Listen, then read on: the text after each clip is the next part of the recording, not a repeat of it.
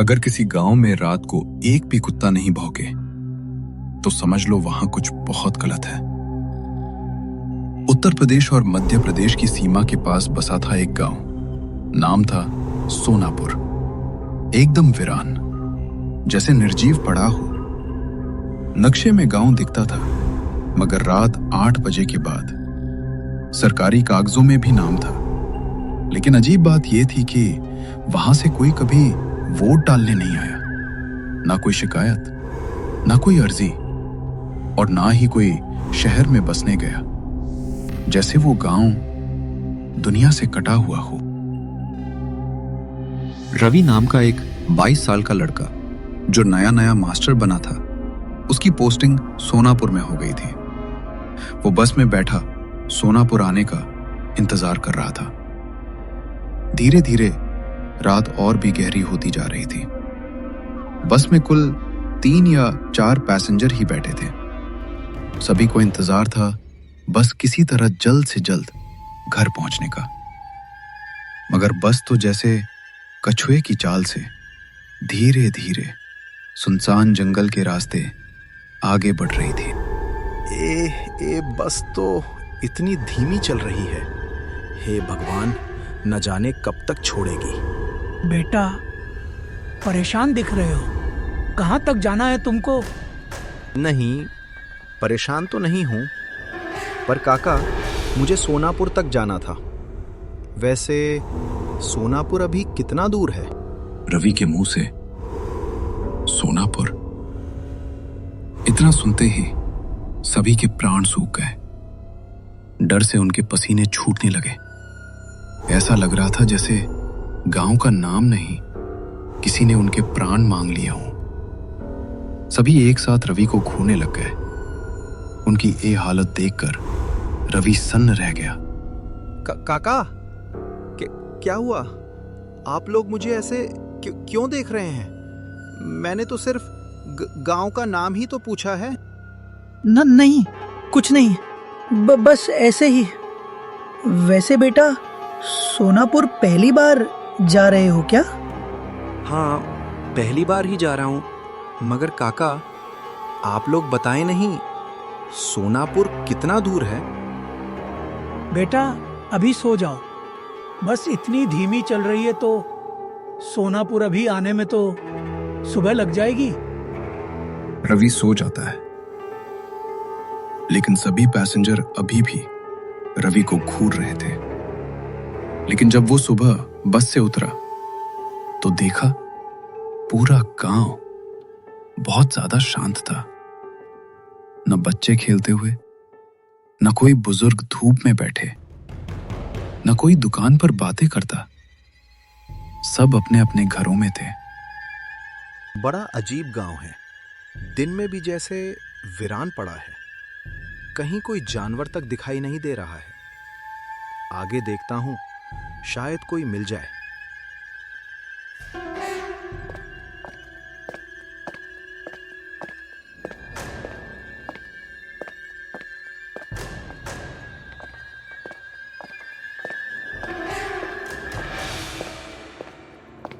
एक बूढ़ा मिला।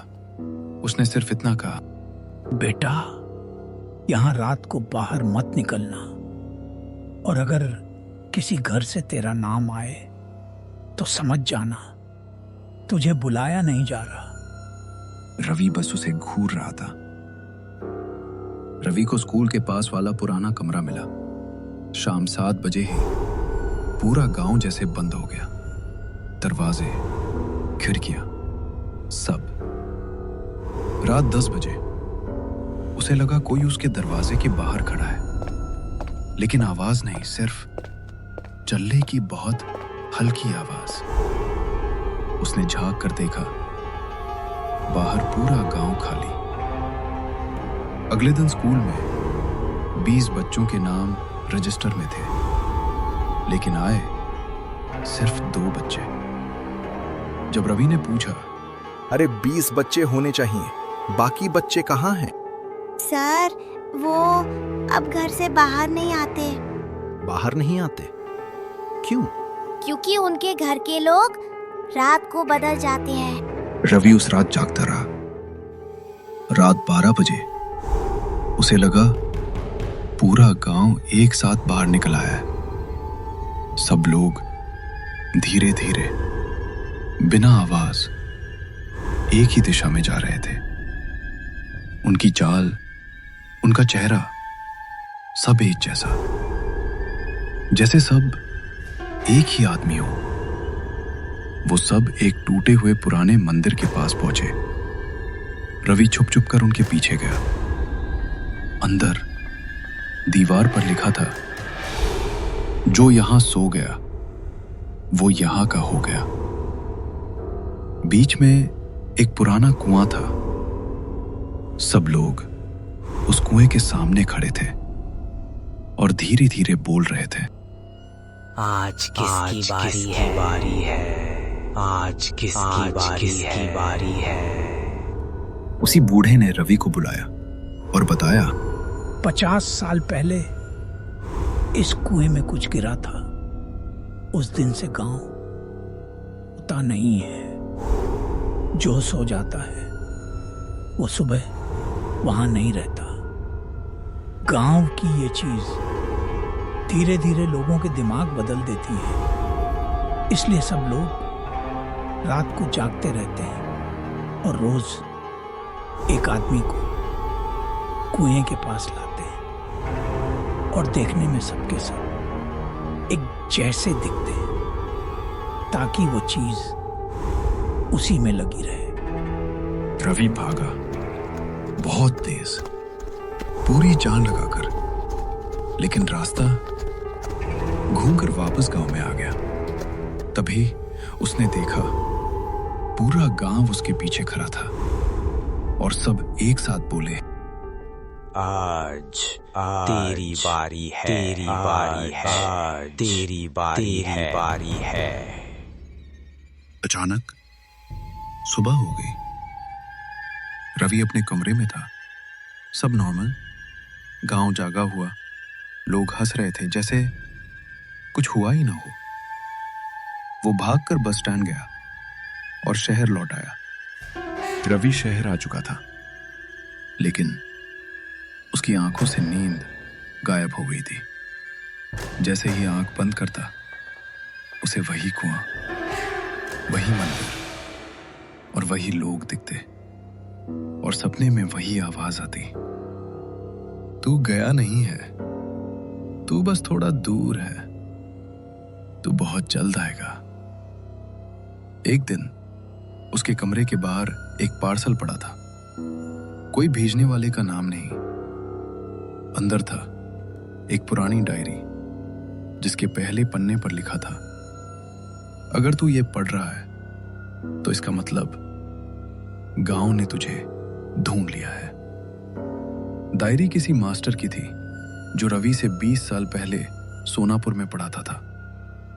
तभी अचानक डायरी से एक आवाज आती है, ये गांव किसी जगह पर नहीं है, ये गांव लोगों के दिमाग में बनता है। जो एक बार इस गांव का सच जान ले, वो गांव से निकल तो जाता है, लेकिन गांव उसके अंदर आ जाता है। अगर तुम बचना चाहते हो तो तुम्हें वापस आना होगा।